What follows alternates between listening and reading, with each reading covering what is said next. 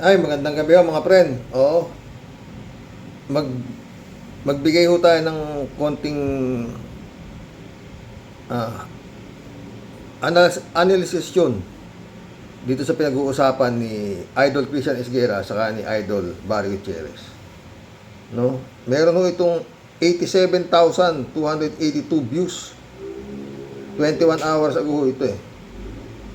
Ah, Can Leni Robredo beat Sara Duterte in 2028? Yun ang pinag-uusapan nila dito eh, mga friend.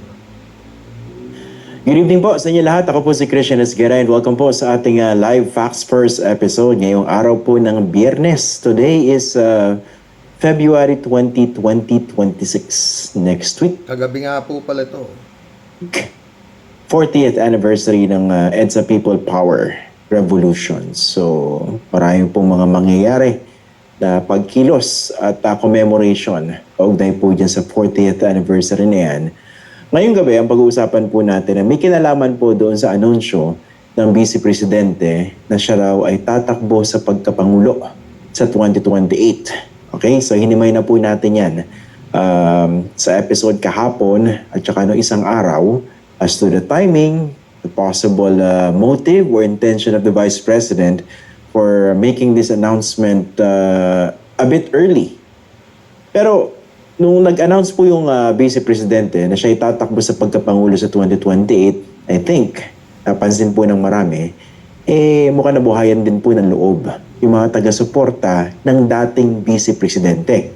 Si Leni Robredo, and ako mismo, marami mga nagko-comment, nakakatanggap ako ng mga comments, private messages sa mga nanonood po, sa inyo po, at sinasabi, dapat si Leni Robredo tumakbo muli sa pagkapangulo because she is considered as that candidate with the best chance of defeating Vice President Sara Duterte, the presumptive frontrunner in the 2028 presidential election. So yan po yung pag-uusapan natin ngayong gabi. Makakasama po natin isang dating kongresista at dati rin po siyang naging tagapagsalita ni former Vice President Leni Robredo. We'd like to welcome again to our program si Attorney Barry Gutierrez. Magandang gabi and thank you for joining us tonight sa Facts First. Magandang gabi, Sir Christian. Oh, sir. Unang-una, parang hindi ka yata natuwa sa description. Napapagod ka na ba dun sa ting pinapakilala ka ng former Vice President? Natatawa lang ako sa former. Oo nga. Former spokesperson of the former. Yeah, I think napag-usapan natin yan in a previous episode. No? Yung pagiging tagapagsalita ng dating Vice Presidente, that will stick forever. Yes, it is it's a vocation, di ba? That job. Una-una po, gusto kong purihin yung t-shirt ninyo, attorney. Metallica. Yeah. Big fan din tayo ng Metallica. Ang ganda ng t-shirt, ha? Sinadya ba yan, yung pink Metallica? Hindi naman. Nagkataon lang. Nagkataon lang. Okay. Sige, pag-usapan natin to, Attorney Barry. No? What do you think? Should the former Vice President make another run for the presidency and challenge Sara Duterte in 2028? Okay, kung tatanungin mo ako, personal. Yes, personal. Hindi ka naman tagapagsalita. Gusto ko bang tumakbo si Leni Robredo? Would I look at that as a good, positive thing? Without question, ang sagot, oo. Pero, ang problema ko kasi, ilang beses na nagsabi yung aking dating boss na hindi yun ang kanya, wala sa kanyang plano. As of now, diba? At tumakbo sa 2028. And so, to a certain extent, yung aking personal na desire, binabalanse ko doon sa paggalang naman, doon sa agency ng tao. After all, tingin ko naman, and I had a front row seat doon sa kanyang ginawa ng 6 na taon bilang Vice Presidente. She has given, she has sacrificed, she has served to the utmost of her ability. Diba? Doon sa panahon na yun. So, sa tingin ko, at this point, ang pwede na lang natin gawin ay pakiusapan si Leni Robredo. Wala na tayo sa posisyon na mag-demand ng anything because I actually honestly think that she has given more than enough compared sa madaming ibang tao at iba pa mga leader na nagling. Mantakin mo naman mga friend, di ba? Nung panahon ni BP Leni Robredo. COA awardee pa siya. Oh. At napakalinis siyang umalis bilang pangalawang pangulo. No, nagsilbi talagang tama siya sabi ni Atty. Barry Gutierrez. Talagang nag-perform yung BP Leni. Yung anak nga niya nasa frontliner pa sa COVID, yung doktora. No? Pero ano nangyari? Lampaso. Di ba? Ganon din yung katandem niya, si Kiko. No? Nilampaso ng dalawang kandidato na hindi man lang nakipagdebate. Di ba? Kaya nga bullshit na bullshit si Walden Bello. Pero lintik ang survey, ha? Pag samasamahin naman yung survey ng mga presidentiable at saka yung mga survey ng vice presidentiable sa survey ng unit team ni Bongbong at saka ni Sara ay malayo. No? Puta. Tuloy. Good sa atin. Pero kung tatakbo ba siya? Dapat ba, gusto ko ba siyang tumakbo? Oo. Di ba? Kung yun ba talagang magiging kanya kagustuhan at kung yan ang magiging laman ng baraha para sa ating bayan, i-welcome ko yan. But as of now, tingin ko, kailangan din nating galangin yung kanyang paulit-ulit ng mga pronouncements and, try and navigate itong terrain na ito by respecting din yung kanyang sinabing yun. So, kung ang connected question ay gusto ko bang tumakbo si Leni Robredo dahil para talunin si Sara Duterte? Tingin ko kasi yung kaduktong doon tingin ko kasi kayang talunin si Sara Duterte. At hindi lang si Leni Robredo. Talagang sino ba naman si Sara Duterte para hindi matalo? Ano ba ang ginawa ni Sara Duterte? Bilang pangalawang pangulo.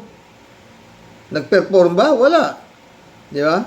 Pinapapatay pa nga yung pangulo. Tsaka yung asawa niya. Ano pa? Ang dami. Nagwaldas lang ng pera sa DepEd, di ba? Mag-ibig na tayo ng ano dito mga friend, no?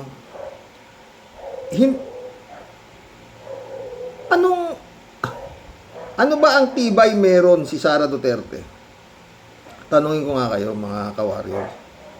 Para siya, ano ba ang nagawa niya para humarap siya ng ganito kaaga at sabihin niya na ako ay tatakbong pangulo? Putangin. Hindi na lang nahiya, no? Sa totoo lang mga friend. Ano nito? Anong karakter meron itong Duterte? Parang anuhin to, no? Yung tatay niya, siya lang ang bukod tangi sa Asia nga, no? Breaking the record daw eh. Siya lang first Asia na nandoon sa dahig at nakasuhan ng crimes against humanity. Oh. Di ba mga friend? Kung sa pero ito no, sa akin lang no mga friend. Mahabaw po kasi yan eh. Basta yun ang pinag-usapan ni dalawang idol ko diyan. Kung yung tungkol sa pagtakbo ni BP Leni Robredo sa pagkapangulo sa darating na eleksyon na, pero ayaw eh. Sabi nga ni Atty. Barry rito, mas marami na raw kumausap kay Atty. Leni Robredo para siya tumakbo sa 2028, pero ayaw ni Atty. Leni Robredo. Ayaw niya. Ito sa atin mga friend, haka-haka lang ha. Napakaano ho ni BP Leni. Observer ho siya eh. No? Tinitignan niya ang galaw. Lalong-lalo na itong nakaraang impeach na dapat yan eh. Tinitignan siguro ni BP Leni na talagang itong Duterte na ito napaka-powerful pa as of this moment, ha? Bakit? Ano bang kailangan mo pang tignan? Ano pa bang kasalanan ang kasong isinampa dyan kay Sara Duterte? Inimpeach na yan ng Kongreso ng more than 1/3 votes. Pero pagdating sa Senado, nagka-leche-leche na. Sinuportahan pa ng Supreme Court, lalong nagkawaldang-waldang na. Paano mo nga lalabanan yan? Eh kung ganyan kalakas ang impluwensya niyan, Duterte na yan. Ha? At saka alam nyo, nung nakaraang eleksyon, ang pera ng Sara Duterte, ha? Natong Duterte nito, balon-balon. No? Balon-balon. Sino susuportar yan? Kaya nga sabi ko, di ba? Pag ito nakatakbo, tapos na Pilipinas. Finish contract na. Bakit? Sino susuportar yan? Nakita nyo naman kung paano eleksyon sa Pilipinas. Pera lang ang katapat ng boto.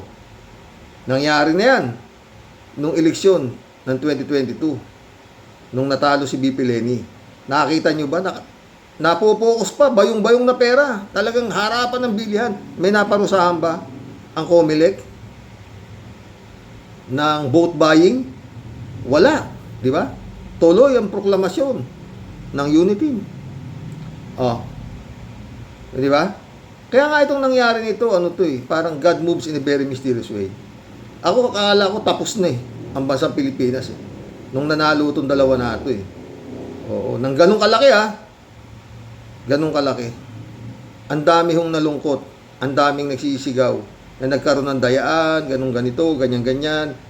May TN Trio pa, nawala yung TN Trio eh, na nagdireklamo na. Bakit ikaganito kabilis ang bilang, na milyon-milyon na bilang sa loob ng ganitong sistema ng oras, ang bilis, wala ring nangyari, di ba? Wala ring nangyari, yung TN Trio na yun. Ang tagal din ho nun, di ba? Biglang nawala eh, yung nagrereklamo, di ba? Na mga high-ranking official din ng military. Oh, tsaka hindi rin basta-basta yung mga nagrereklamo, mga IT expert. Ngunit dapat subalit, wala rin nangyari. Di ba? Si BP Leni, nakita mo ba na not a single word na narinig mo sa sarili, nang himasok pa siya dito sa mga nangyayaring ito sa Pilipinas? Wala eh. Wala kang maririnig. Yung, ang dami, maraming, yung formally, ano nangyari? Wala rin na nangyayari. Yung mga wanted na hindi mahuli-huli. Ano pa? Yun nga, ang pinakamabigat yung impeachment dito si Sara Duterte. Impeach na. Hindi na impeach. At ngayon, i-impeachin na naman. Yan na naman abangan. Malamang si BP Leni, naka-ano lang eh. At saka wala siyang gagastusing kwarta. Kung ang pag-uusapan sa eleksyon na naman itong darating ito, pag nakatakbo si Sara, billion-billion ho yan. Wala pa namang napipris yata, wala pa naiimbestigahan sa kayamanan yan ng Duterte. Napris na yung mga accounts ng mga magnanakaw na iba, pero yung Duterte, wala pang napipris.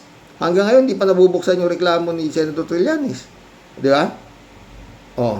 Eh, pag nakatakbo yan, ibig sabihin, hindi siya na-impeach. Oh, ba't mo lalabanan?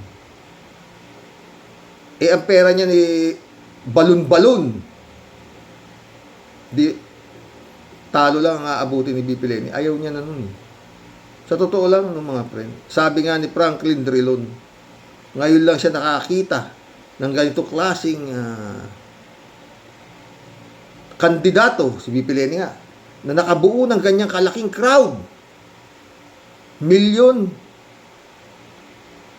na mga panindig balahibo na voluntarism ng panahon ng kampanya ni BP Leni Robredo. Ang gumagastos tao at ang mga artistang nagboluntaryo, Catriona Gray, Ogie Alcacid, yung asawa niya, Regine Velasquez, puro mga ano, ang gaganda ng mga speech ng mga nagbo-volunteer noon, ang ganda talagang tago sa puso mo. Tinalo lang ni Andrew eh. Oh. Ha? Tsaka nung mga ball dancer nung kinuha yata, sino ba yun? May mga nagsasayaw na nakatupis lang eh. Yung mga nag-perform eh. Doon sa unity eh. Oh, di ba? Dala-dala yata nito si Tol Tolentino. Yung mga nagbububuka karo na naka-panty lang at saka naka-bra. Mga dancer yata sa club yung mga pinagkukuha. Oh. Ha? Ang pera, talagang grabing pera. Nakikita pa, nate-televise pa, nakasako yung pera eh. Bilyan ng boto. Oh. Eh walang ganung pera si BP Leni. Kaya hindi siya, at saka yung mga anak ni BP Leni, siyempre, hindi naman siya magdidesisyon lang eh. Yung mga anak niya, na hindi naman na kailangan pa siyang, mabababoy lang na naman siya eh. Kagaya nung nangyari nung panahon na tumakbo siya bilang Pangulo. Nababoy eh. Nababoy ng trolls. Di ba? Come to the point eh, kung ano pa. Yung love life niya, inaano pa sa basketballista. Oh. Kung ano-anong kahayupan ang ginawa nila kay BP Leni Robredo. Di ba? Hindi ho, tingin ko kay BP Leni, hindi niya ho, Kung si Sara Duterte ang makakalaban, hindi ho yan tatakbo. Sana mali ako. Sana mali ako. Bakit? Nakita talaga na laging inutil itong gobyerno na to kay Sara Duterte. Mantakin mo. Mga Mary Grace Piatos, kung ano-anong pagnanakaw, 125 million, 11 days, naubos. Kinasuhan na yung mga member ng Office of the Vice President, mga bribery, mga panunuhol sa mga dokumentado. Dokumentado. Impeach. Pero hindi na impeach. Sino hindi matatakot? Samantala si BP Leni, doon sa pagiging mayor niya ng Naga, wala siyang kalaban. Tahimik ang buhay niya. Para bumangga siya sa isang kagaya nito, na halimaw, presidente na impyerno, hindi siguro gagawin. Hindi siguro gagawin. Pwedeng iba na lang. Sa totoo lang naman talaga, di ba? Hindi na sana dapat pinag-uusapan yung pagtakbo ni Sayad na yan eh. Bakit? May impeachment pa. May mga kung ano-anong kasong sinampa si Trillanes dyan. Yung bank accounts. Na pinuntahan ko lahat ang bangko. Meron akong accounts doon pero hindi na alam ng bangko kung ganito. Puro kataranta. Walang galaw eh. Walang galaw eh. Pero balita ko, yan, sabi daw na naman, aanuhin na naman daw yung bank account nitong si Sayad at para makita na yung sinasabi ni Trillanes na bilyon-bilyon laman ng bank account. Puro matagal na yan eh. Na sinasabing bubuksan ng bilyon-bilyon. Wala naman eh. Napakatagal. Na-freeze na yung accounts nung sila sila Saldico, yung mga nagnakaw na mga Eric Yap ba yun o Garjola ba yun, pero ang Duterte 51 billion ni Pulong. Hindi gawagalaw. Di ba? Tapos makakatakbo yan. Mantakin mo suporta dyan. Puro bilyonaryo susuporta dyan. Bongo. Bato. Bilyon-bilyon ng pera ng mga yan. Di ba? Chubby Chingson. Saldico. Garjola. Pag nanalo si Sayad, peace time na naman. Labas lahat. Everybody happy in the Malacanang. Ubos. Sisimutin talaga niya ng sabi nga ni Prof. Cielo Magno, baka magkaroon na ng talagang malakihang pag-aalsa ng taong bayan. Kawawa talaga, mga boss, nangyari. Yan ang yung pinag-uusapan ni Idol Christian Sguera sa Idol Barry Gutierrez. Ayaw daw ni BP Leni. Yun nga, marami na raw nakiusap ni BP Leni, pero ayaw niya. Hindi siya umuoo pa. Pero ayon kay Barry Gutierrez, kung sa anong percentage na pwedeng magbago isip, sabi ni Idol Christian Sguera dyan ni BP Leni. Kung ako tatanungin mo, sabi ni Barry, mga Hindi ko naman masabing 100%, sabi ni Barry dyan. Mga mahigit 50% hindi na magbabago ang desisyon ni VP Leni na hindi siya tatakbo. Sa ngayon, sabi niya.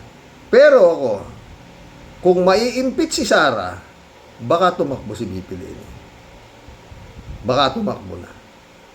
Oo. Pero kung si Sara pa rin ay makakatakbo, hindi yan tatakbo. Sana mali ako, mga boss. Sana mali ako. Yan. Ito raw makakatandem nito si Sayad, si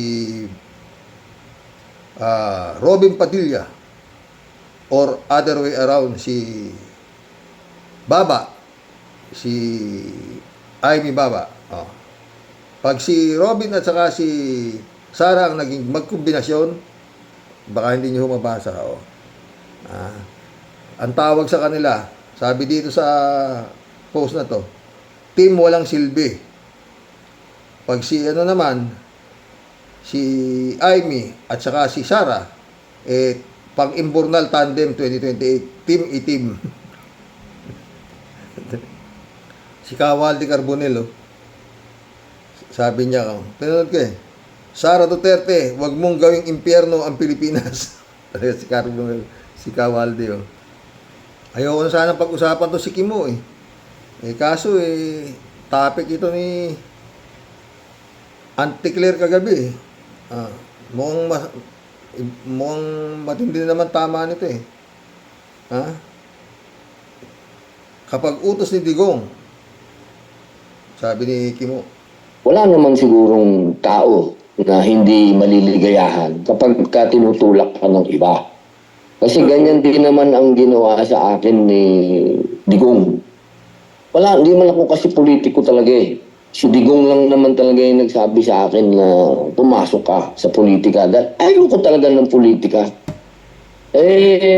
Gusto ko lang sabihin sa mga kaibigan ko, sabi siya ni Digong, tumakbo ka ng politika, sagot kita, gagawin kitang number 1 senador. Tama. Kaya ito sabi niya, basta nutos ni Digong, tatakbo ko. Vice President daw siya. Bigan ko kasi si Jimmy. Kaya ganyan yan, si Jimmy. Maraming salamat sa mga kaibigan ko na nagtutulak sa akin at sa paniniwala po ninyo. Pero siyempre, ang realidad niyan, meron niya ang...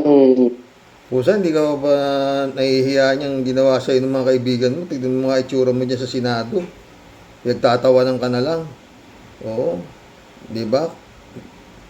Ewan ko, sinong kaibigan mong naniniwala sa'yo. Katawa-tawa ka na lang sa Senado. Kung ano na tawag sa'yo, Boy Sili, Boy Lamon.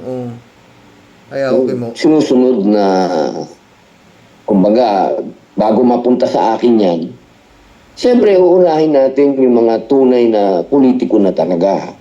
Una dyan ay si Manang Amy Marcos. Pangalawa ay si Senator Alan Cayetano. Susunod ay si Senator Bongo. Ang susunod dyan ay si Senator Bato. Merong hierarchy yan Hindi po pwede na ako kagad kasi ako'y bago lang dito sa... Huwag mo namang minamali ito sa sarili mo, Kimo. Yung mga sinasabi mo, sila Bongo, sila Bato, wala kang sinabi sa yan Number 1 kaya ata ang senador, di ba? Kaya huwag kang tiwala ka sa sarili mo, pre. Politika. Meron tayong susundan na kapag sinabi mong Duterte supporters at mga loyalist ni Duterte, meron talaga yun na sinusundan. At para sa akin, ang pinaka-senior niyan ay si Manang Amy. Dahil makikita naman natin. Hindi. Huwag kang pa-humble ka naman masyado. Tinalo mo nga na Amy sinasabi mo. Pang number 12 yata si Manang Amy ngayon Montik pa nalaglag yan, samantalang ikaw. Sobrang lakas ng appeal mo sa tao, number 1 ka. Kaya tamo, wonderful tonight lang, di ba? Ikaw talaga, wag mong samantalay mo ang katangahan ng tao. nung nanalo si Digong, ang unang-unang sinasabi ni Digong, gusto niyang mag-unite ang mga Pilipino, kaya na pinalibing si Marcos Sr., di ba, para matapos na ang hidwa. Teka, di mo ano sinasabi mo, pare. Kaya nanalo si Digong dahil sa pangako niya nga na ipapalibing niya o siya mananalo, ipalibing niya si Marcos Sr. Kaya nga siya binoto ng mga Ilocano.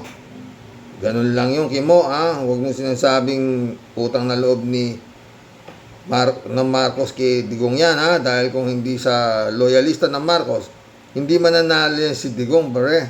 Tuloy mo. Ng mga Ilocano at ng ibang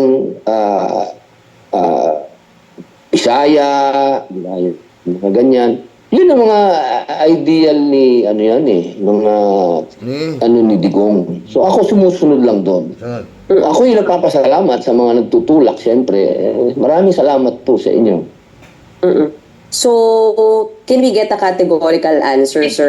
So, if it comes to that point na dumaan sa lahat ng hierarchy at mauwi po at magkaroon ng clamor sa inyo, are you open to it, sir, for a Duterte-Padilla tandem for 2028? Utang na.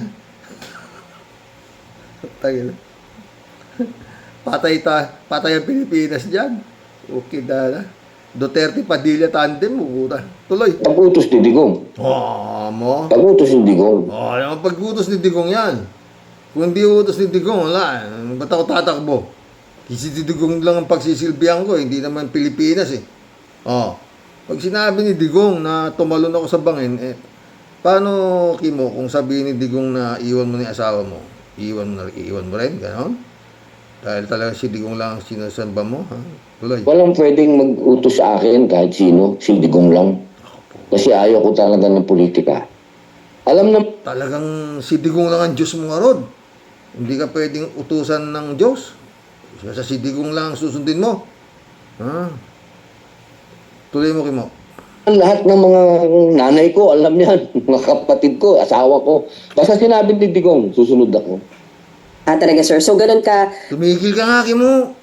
Tumakbo ka nga nun eh. Talo ka lang, hindi ba? Tumakbo ka na sa politika eh. Ano ba tinakbo mo? Mayor? O ano sa lugar niyo? Tumakbo na to eh. Talo to eh. Pero nung napunta sa kapa ni Digong, nanalo. Alam mo si Digong, basta may mga magaganda kang di ba? Ganda kasi asawa nito, si Mariel. Ganda-ganda ni Mariel. Ganun kayo ka-obedient, sir. If sinabi po ni Pangulong Duterte, you will accede to it, sir? Yes, ma'am. Kasi yun, kaya naman ako nandito, ma'am, dahil sa kanya. Mo? Sir, push it further, sir, ha? Dahil sa kanya, tama. Niniwala na kayo. Kundi si Digong, hindi siya mananalo. Para mo sinabing Yari Carrera nung tumakbo ka. Niyari ni Digong, ganon. Dahil si Digong daw, di ba? Hindi, yung boto niya, peke. Si Digong lang nag-ayos. Parang ganon, di ba? In case nga po talagang iutos sa inyo, are you ready for a higher position po? Oo. Ay, pinanganak po tayong ready. Lalo na yan, para sa akin, Vice President, hindi naman masyadong, yan, puro advocacy lang yan eh. Parang ikaw ang spare tire, di ba? Oo. Mas madali Vice President kaysa sa Senatong. Kala mo, tama sabi mo, Kimo. Tignan mo si Sara Duterte. Wala ginagawa sa Duterte. Papasyal-pasyal lang si Sara, di ba? Pasira-sira lang siya sa presidente. Pagbantaan niya yung presidente, hanggang ngayon, Vice President. Mas madali, di ba? Di ba? Utang na.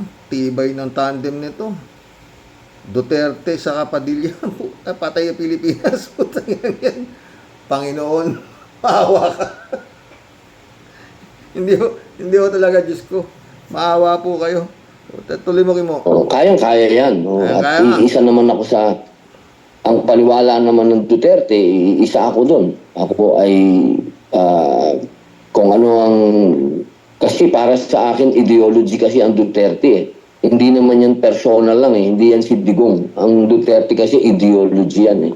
Pagbabago, Ano bang ideology sa Tagalog? Hindi mo yata alam sa Tagalog ideology, kaya ini-English mo eh. Ha, Kimo? Yun talaga. Yun talaga.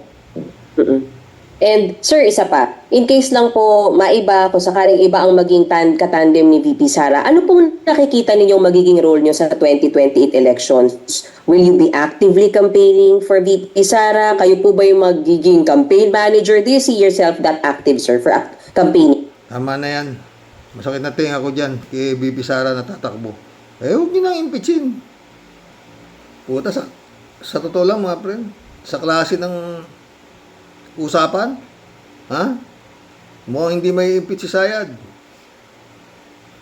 Ha? Kung ganyan ang usapan, di ba, mga friend? Hindi may impeach. Naghahanap na ng katandem niya eh. Ang yan. At naghahanap na rin ng kung sino yung makakalaban. Ay nako, magkulab na tayo. Yan talaga buhay eh. Diba? Kalatibaya, shout out. Yan ang buhay. Gusto niyo yung ganyan, sige.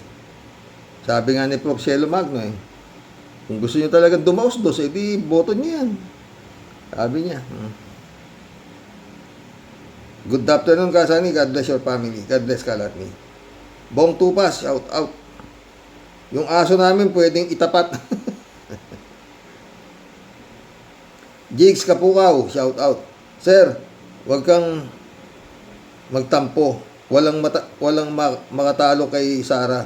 Kapag nakalusot siya, mapamasok sa presidential race sa 2028. Liyamado siya sa lahat ng bagay. Ang tanong, magkakaroon ba ng eleksyon sa 2028 kapag kasali siya? Yun lang yun. Naniniwala ako sa'yo, Jigs, ha? Pag nakatakbo yan, yari na karera. Putang ina. Isipin mo ngayon, ha? Jigs. Sa baho na yung mga yan. Utangin na sa survey, napakabango pa. Utangin na yan. Ewan ko lang ha. Jigs. Nilo por Layagan, shout out. Dapat ma-impeach at maipakulong ang ombudsman si Piatos Haramao. Nakakasawa na mga usaping pampolitika dito sa Pilipinas. Parang wala ka ng pagtitiwala ang politiko. Totoo yan, Nilo. Shirley J. Sir, shout out ha. Correct ka po, Karox. Si Pinoy ang nag-member niyan. Kasi alam niya na maraming abusadong mga politiko dyan sa Pilipinas. Huwag na nilang ipagtanggol yung trapong kasamahan nila dyan sa Senado. Walang justice sa Pilipinas. Ang mga taong mahihirap katulad ng biktima ng EJK. Totoo. Michelle Edwin Mike, shout out my friend. Librado Ludovico, blessed morning Karox and tall warriors watching from Edmonton, Alberta, Canada. God bless po. Stay safe and healthy. Aba, mayroong pangtapat kay Sara Sayad. Walang iba kundi si Sister Grace Chingsay. Di ba, Karox? Sa totoo lang, nakakaumay na yung pamilya na yan. Leching Hindoropo, tamaan nawa kayo ng kulog at kidlat. Puta yan ang pamilya yan. Jokiano, shout out ha. Dapat din na binibigyan ng pansin yan, BP na yan. Ang media din ang may kasalanan. May mabalita lang kahit walang kwenta. Sang-ayon ako sa'yo, Joe. JTB, shout out, good PM tol. Walang laman ang balitang maganda. Lisa de la Cruz, shout out. Mas delikado ang ginagawa niyong pagkampi sa China, Caldero. Gusto niyo dito para absuelto. O, di ba? Kaya nga. Nasira ulo. David Ali Mendoza, shout out. Good evening po, Karox. May sagot na po si Idol Bad dyan sa mga sinasabi ni Alan German. Mukhang si Mayor Leni Robredo po ang itatapat ng Malacanang kay Sayad. Yun po ang topic ni Idol Bad. Mukhang sani puwersa ang mga kakamping at Marcos loyalist para talunin ang puwersa ng kadiliman. Kumbaga po ay kabutihan laban sa kasamaan. Sana nga mali ako, di ba? Pero pag yan si Sayad, nakatakbo. Inutil itong gobyerno ni Marcos, ni BBM. Lisa de la Cruz, kulto ni Dutz. Sa dami ng kahayupang ginawa niyan, makakatakbo. Hanggang ngayon nga, di pa nadidisbar di ba? Anong klaseng to, di ba? Kaya nga galit na galit si Gadon. David Ali Mendoza, Karox, mabuti po at di umusok o nagliyam ang bibig niyang si Sayad nung nagsabi ng sintas ng Biblia. Kaya siguro po nanginginig yung boses niya kasi baka nga may biglang lumabas na apoy sa bibig niya. Totoo yan, David, ha? David Allen Mendoza ulit, oh. Karox, dapat yung mga ratings na yan ay may katibayan kung kailan at saan lugar nila kinuha ang mga ratings nila. Halata naman na gawa-gawa lang ang mga survey na yan. Totoo yan. Ito mga siraulo nga. Dapat pinahihinto na yan eh. Utang inang mga surveyor yan. 3J Shop, shout out.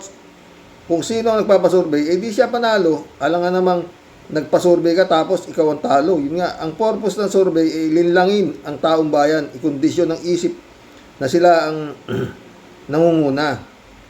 Ang problema nga dyan, 3J Shop ka, ha? Yung survey, yun ang front nila sa kamada. Tapos na pala ang balota. Ha? Kayang-kaya din gawin ni BBM yan kung gustusin niya. Baka 97% ang performance survey niya. Si Sara ay negative 1. Pero di ginagawa ni BBM kasi masyadong halatado. Si BBM alam na alam niya ang likaw ng politika. Gawain ng mga politiko yan. Ang BBM is not even exempted. Meron bang performance si Sara? Simula nang naging BP siya. O paano naging napakataas ng kanyang performance? Performance survey kung wala naman siyang performance, aber. Kayang-kaya ng mga surveyor yan. At saka, magic yan. David Allen Mendoza ulit, oh. Ano sabi ni Sayat? May Pilipinas pa ba sa 2028? Bakit tatakbo ka pang presidente? Lalo mo lang ilulubog ang Pilipinas sa utang at baha. Balik naman sa dating gawi ang mga nakakulong ngayon, kagaya ni na Dismaya, Pacquiao, Alice Guo, at higit sa lahat, balik bansa, si Harry Shoque. Totoo yan, David. Ang tunay na survey yung kay Auntie Claire. Ang taas, 80.84% mahigit yata. Sa isa sa pinakamahusay na public servant na tawag. David Allen Mendoza. Karox, binawi po ni Senador Risa yung nauna niyang statement. Pwede na kung arestuhin si Bato at buong gago. Yun lang daw po pala ang mga may 6 na taong bilo na pagkakakulong ang sinasabi nila. Hindi pwedeng basta na lang arestuhin ng ilang senador. Kumbaga ay may minor offense lang. Binawi na nga niya. David ulit, oh. Karox, pwede bang sampalin yung babae na nagsasalita ukol kay Dutae? Baka sakali pong magising sa pagkakahimbing niya. Kung sa atin daw mangyari yun, ulul, di kami mamatay tao, bakit mangyayari sa amin yun? Balikta rin naman natin na sinasabi mo. Kung sa anak na at kapatid mo nangyari, yung EJK, baka iba naman ang sinasabi mo ngayon. Yun nga, mga baliw nga yun David abnormal. Mary Chat, shout out. Are you sure you care for the Philippines? Bullshit ka, sarang ulul. You are a big liar, idiot ka. Galit si Mary Chat. Rodelia Alpilor, shout out, ha. Tama ka po, Sir Rox. Kahit anong sabihin ng lustay na yan, wala siyang lusot at unti-unti nang nawawala mga kampi niya sa Senado. Ngayon pa lang, ipapakulong na si Bato at si Gago. Sinisingit yung mga kandidato at kung si Madam Lenny ang ini-endorse ni BBM, abay naniniwala ko, lalo na sinabi ni Ka-Percy Lapid, abang-abang po tayo sa mahaba pa pong magiging resulta ng nangyayari sa tamba lustay na yan. Pag yan nakalusot pa yan sa talagang malaking katangahan na po, boboto ko sa kanya. Salamat, Sir Rox. God bless us all. God bless, Rodelia. Sam AJ, shout out. Karox, kapag napakulong ni Marcos, si Bato, Bongo at ICC Dahig, magiging loyalist ang family namin kay Marcos forever. Plus 30 years ang stay sa Malacanang. Sukran. Inshallah. Shirley J. Sir, Shirley Esteras, shout out. Kakampi ata ni Itok-Itok, yung mga bobo na nagtatanong sa kay Auntie Claire, wala na silang itatanong kundi mga katarantaduhan ni Ximenet. Sana lagi na lang good luck ang isasagot ni Claire. Lagi na lang ano daw nasasabi BBM pa talaga ha. Kapag si Lustay matunog ang pagka-BP nila. Binubuang na nipusit ang buong Pilipinas. It's works wow. Hindi pa sipain na lang ngayon na. Ang tagal ng impeachment niyan. Mas inuna pang tinutukan yung impeachment ni BBM Itim, Shukran, Lustay. Ha? F-Jack shout out. Kung makapagsalita ito si Sarang Baliw, parang hindi siya magnanakaw, yun nga. Sumagot na si 3J Show po. Alam mo, ganyan talaga ang mga eng-eng. Mag-project eh. Malinis, eng-eng nga. Eng-eng. Ted, shout out Ted. Tama talaga, Karox, ang analysis mo. Kung tatakbo nga si Sara at tatapatan ng magiging kalaban niya sa pagka-presidente, pwede ngang isipin na lulusot ito, pangalawang impeachment. Ikaw lang yung nagsabi niya, Karox. Hanga ako sa totoo lang. Pero mabuti na rin at nakakasiguro na di natin alam kung ano ang iniisip ng Supreme Court. Baka gumawa na naman ng kabalbalan o kababalaghan. Wala namang makapagreklamo dahil mataas na hukuman daw. Yun nga, Ted. Sabi nga ni Justice Carpio, maski na mali, sila Supreme Court eh. Ted ulit sinabi daw ni Digong na si Kimo ang gusto niyang maging Vice President ni Sara nang in-interview si Kimo. Sabi niya wala siyang magagawa dahil utos ni Digong nyo. Utos lang daw ni Digong nyo ang susundin niya. Ang tigas magsalita nitong utak talangka na to. Talaga lang. Baliw, ano?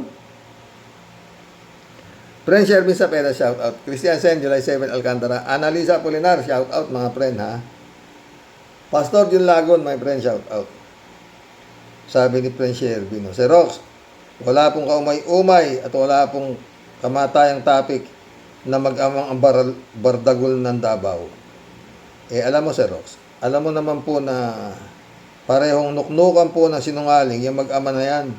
Ano po, paulit-ulit po nating sinasabi, Sir Rox, huwag na pong intayin pa ng gobyernong muning na to na yan pong si Sayad tuluyang makaalpas o makawala sa katakot-takot pong anomalya na dapat nyo pong sagutin at harapin. Kung yan po hahayaan lang po ng ganyan, pakalat-kalat at parang wala lang, naku, Sir Rox. Dagdagan pa po natin ang pagrurosaryo at nobela at malupit na dasal. Deli no. Kasi pag po yung si Kulaba nakahulagpos at natakasan po lahat, yung mga nakahambalang na anomalya at lahat po parang na magic, Sir Rox. Tanggapin na lang po natin na maluwag sa ating kalooban na tayo po nasa ilalim na po ng kapangyarihan ng mga Chengwahut bilang isang Republic of China. Puro lang po kasi kuda, puro po banta, puro paninindak. Pero nasaan nga po yung latigo at aksyon aber? Latigo. Sa totoo lang po, Sir Rox, wala pong sobra ng nakakatuwa mga ganap. Wala man lang po tayong makitang aksyon na maramdaman po natin sa talaga pong itong mga tribong joker Tia Deli. Siniseryoso po ng mga trabaho sa mga trabaho po nila. Ilan po bang wakasan at aliwang comics ang dapat ko pong basahin bago ko po maramdaman yung resulta ng tamang batas po sa atin, Sir Rox. Di lang po ako sa lusata napupurga, Sir Rox.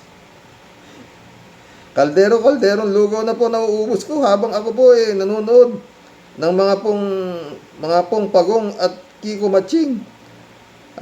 Si Kuya Barney nagpalit niya po ng kulay, purple na suot. Tawan-tawa, delicate. At si Kuya Boji may tungkod na. tungkod na ngayon, pero ito pa rin pong tayo sa puro patot sa dahan. Ano o bang klaseng gera o teleserye po itong pinapanood po natin, Sir Rox? Hindi ko nga alam pamagat niyan eh. Baka bandang ang huli niyan, ang kalabasan niyan Tia Delica, gabi ng lagim pala itong ating pinanonood. Putangin. Pati si Matang Lawin, sumuko na rin po, pero eto pa rin po, itong team Bukbok, mag-amang dutae, grabing perwisyo po talaga at sakit ng ulo ng bayan ang mga pinutukan po ng lintik ng mga lecheng yawa. Nako parang awa nyo na. Di na uubra yung pakyut at bulok mong style, Madam Sayad. Kung wala man lang talagang magagawa ang gobyerno natin para ito pong mga ito tuluyang mabusalan, wag nyo na po pahirapan pa si Sayad sa kanyang mga drama. Aminin na po natin, mga sir, na ito pong si Inday Salot, di po talaga natin kayang patahimikin. Dahil nga po tayo, puro na lang lampasot at ampaw pagdating sa mga kilabot na kriminal. Kaya kung ako sa inyo, tropang bukbok, ipasa nyo na ang kapangyarihan at bandila ng pagsuko dito po sa pinakamagaling at pinakamahusay na susunod pong leader ng ating pong bansa, para tapos na po agad ang boxing. Marami pong sasaya at mga hudas na magbabalik loob sa pagluhod sa kanilang pinuno at Panginoon po ng kadiliman. Totoo, Tia Delica, tumula na. Nako, sigurado po, Sir Rox, pag nagkataon, buhay na buhay po ulit ang dugo ng tropang budot. Abot tengang ngiti ni Boy Dila, Boy Lamon at si Kesong sobrang panis. Biglang baitan ulit si Bongo sa kanyang tatay Gunggong. Bukas makalawa, sakay na ng eroplano pauwi si Ingkong Dutae. Biglang makakaladkad at tanggal lahat bigla ang amnesia at sakit at sabay pagmumura sa mga taga-ICC. Totoo yan, Tia Delica. Pero welcome siya ng mga sa Kingdom ni Pastor. Ang mga tinatawag nating pastorals na 12-13 3J show po. Nako naman, Sir Rox, ang ICC ay hindi Philippines na mahilig sa drama. Ang Europe, USA, they walk the talk. Hindi sila tulad ng ating dinadaanan na drama. Paiyak-iyak pa si Bato pag balagtas-balagtas na speech mo. ICC means business. Yan drama ni Gong D, di kikita sa ICC yan. Totoo yan. 3J Shop ulit to. At nga pala, Sir Rox, inaantay nga ng mga ICC judges yung sasampalin daw sila ni Gong D at sa ICC, ang ICC. Kaya excited nga ang ICC na makakaharap si Gong D. Let's see kung sino ang tigasin. Tignan nga natin ang paawa effect ni Gong D. Kailangan mag-acting class muna siya kay Papa Ogie Diaz, ha? Pastor Jun Lagon, shout out. Eddie Luna, shout out, my friend.